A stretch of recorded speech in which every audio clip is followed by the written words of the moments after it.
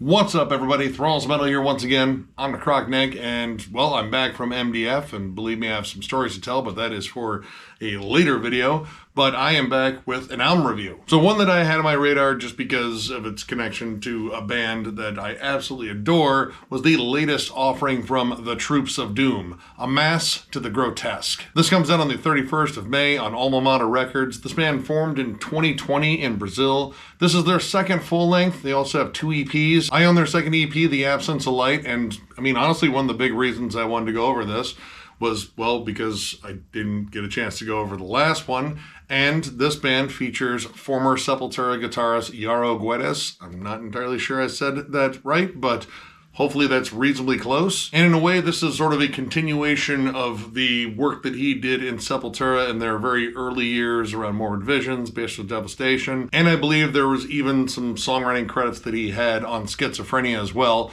And, well, this is South American death thrash.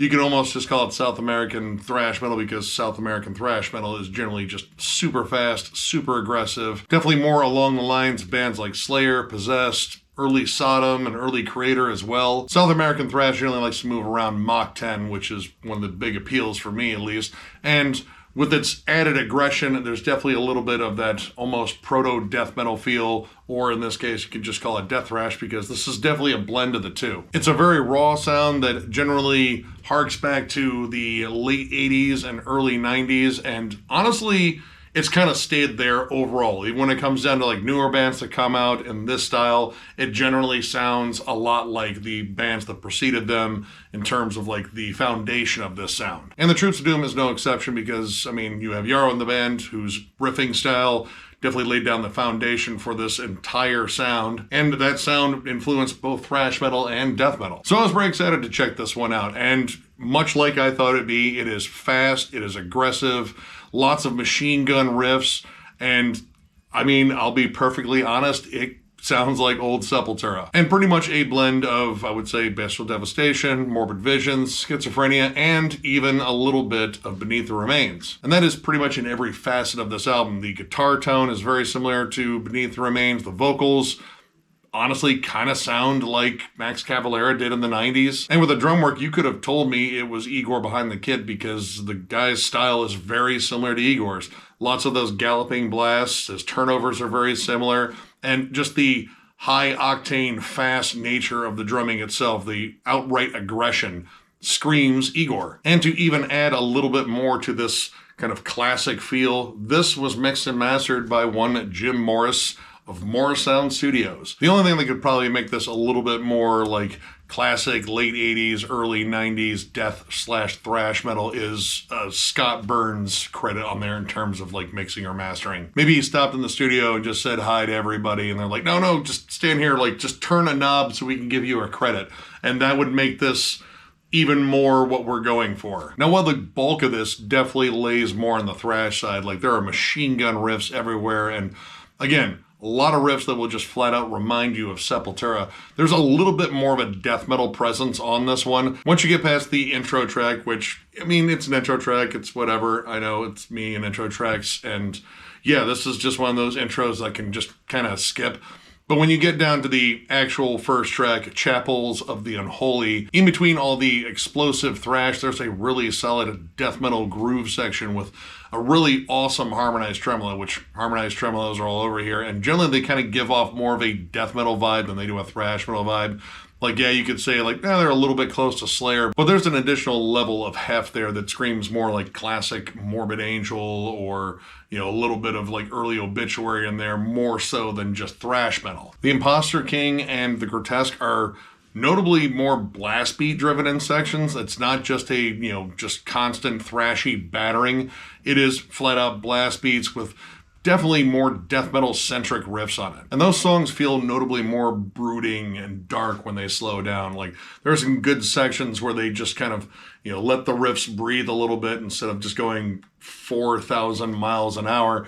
And it kind of lets that atmosphere settle in and it just feels more, I don't know, evil. A lot of this album tries to hark a balance between like flat out evil and just being aggressive as hell. That sort of thrash and death metal sort of I don't know, kind of fighting for dominance on here. And it does a really good job of balancing it out overall, especially in the riff work. You get frequently shifting riffs that go from, like, again, harmonized tremolos to flat out chuggy thrash riffs with killer accents at the end. And then you also frequently get moments where they kind of break down the tremolo riff to just like a chordal breakdown over a fast rhythm.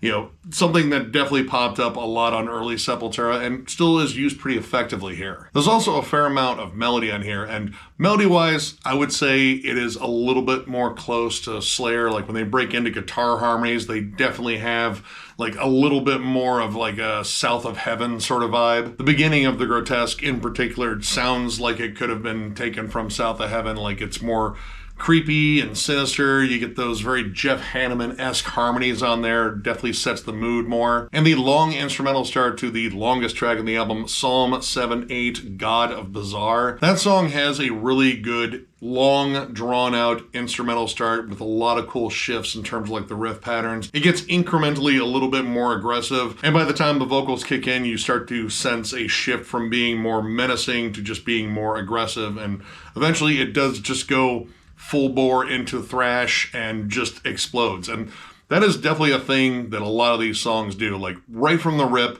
they are going for it. Just explosive as hell and just kind of laying on that thrash energy. Faithless Requiem, Denied Divinity, Terror, Inheritance, all these songs are just fast, explosive, very minimal when it comes down to like the moving parts of them. Like, yeah, you'll get like a groovier bridge that'll show up, you know, a quick lead, but a lot of it is just frequent machine gun riffs and just sort of like an in-your-face sort of energy that you expect from thrash. And while that is definitely a thing that I love about this album, just in terms of the energy, it is also kind of one of its weaknesses because, I'll be honest, this album kind of just has one gear for the most part.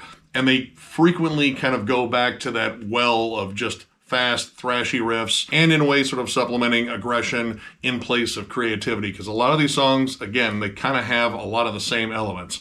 The riffs, while I do like them, they do remind me of a really awesome age of a band that I absolutely love. They do get a little bit samey and become kind of hard to distinguish from one another. Dawn of Mephisto, while it has like some absolutely savage, catchy riffs on it, and there's some really cool melodies on it, it gets really repetitive. In fact, the last couple of minutes of the song, I feel like it could have been cut off much earlier because they just keep going back and forth between these two parts, and they really don't seem like they're adding much to them. It's just kind of repeating them just because, I mean, I assume they just like the riff. Terror Inheritance, while it is very explosive and very heavy, it is also very similar to Denied Divinity. In fact, I feel like they're almost sort of a restructuring of the same song. It's kind of the same sort of vibe to it, and again, this band likes to use a lot of the same dynamics. Granted, that does keep this very raw and primal, and I know that is a huge part of South American death metal. It also kind of makes this album a little bit stale, especially when they decide to start teasing more elements of like different styles. There's some solid, more groove-laden death metal sections on here that I feel like could have been expanded on. Blood Upon the Throne starts off a little bit more slow and sinister, and it kind of stays in a more mid-tempo range.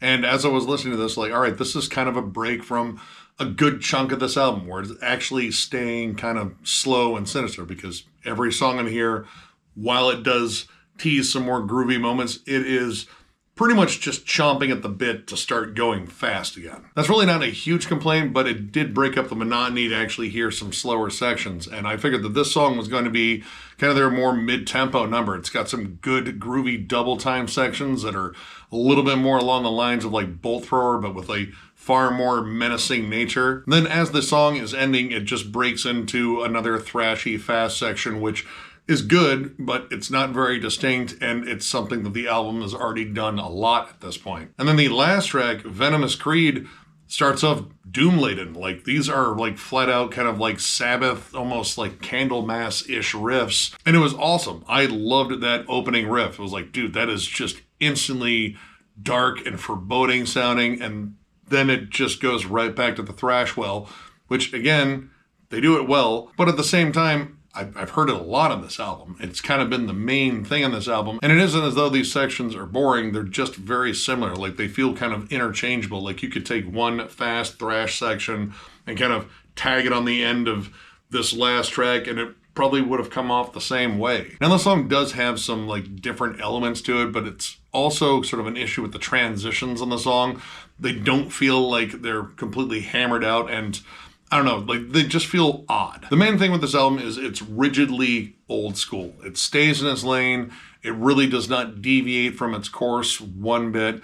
And while I definitely appreciate it for being more of a throwback to a sound that I think really hasn't changed much in terms of South American thrash metal / death metal, that sort of hybrid, but at the same time, it did get a little monotonous at points.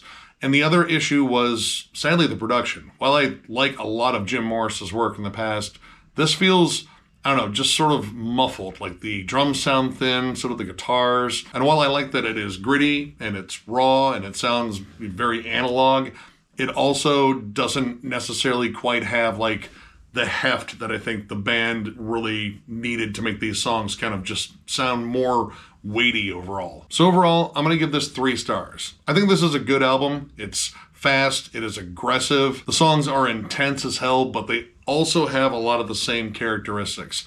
There's a few standouts in here that I think kind of got outside of the comfort zone, but for the most part, this is pretty much just let's go for it on every track. They're fast, they're explosive, a lot of machine gun riffs and harmonized tremolos. And while I love all those things, I think they are repeated a lot. And in terms of the song structure, they feel just very samey from song to song. I do like that death metal is a little bit more pursued on this one than past releases that I've heard from this band. And it does throw in some cool wrinkles in there, like the blast beats and tremolos. Kind of gives it a little bit more of a different aggressive edge. Like it doesn't feel so like locked into the thrash sound, but at the same time, most of it is still very locked into one particular sound that, again, really hasn't changed much, but they execute it well for the most part. I wouldn't say that this is a bad album by any stretch. I actually think it's pretty enjoyable, but it does kind of just hold the course. And for the most part, it's fun, but again, it doesn't really stand out much from the pack.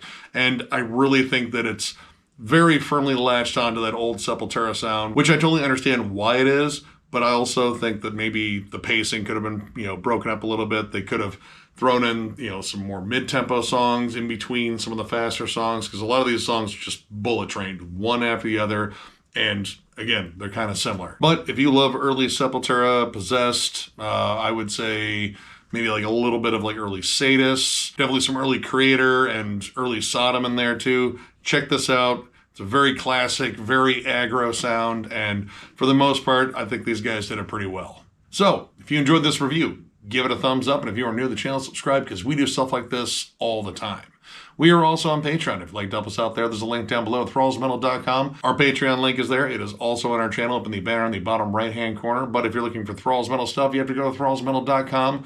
We have t-shirts, both old and new. The old ones are discounted, provided we have your size, and we even have hats too. So if you're looking for any of that stuff, click the link down below. And of course, thank you guys for every bit of support. It was absolutely amazing going to MDF, and again, having people come up to us and thank us for doing what we do. And it's still sort of a surreal experience being remotely famous for anything, but I'm eternally grateful for all the love that this channel has gotten over the years. You guys really make this like truly worth doing. Tons of stuff coming up on the channel, more collection updates, reviews, etc. Meshuggah that will be ranked this month, hopefully. And I believe we are also doing a recap of Maryland Death Fest over on Future Ruins channel on the 15th. I'm not sure what time yet. Still gonna hammer out that. But we're gonna go over all the different bands we saw, which we all saw a lot of different bands, but yeah, there's plenty to talk about there. We definitely have some stories.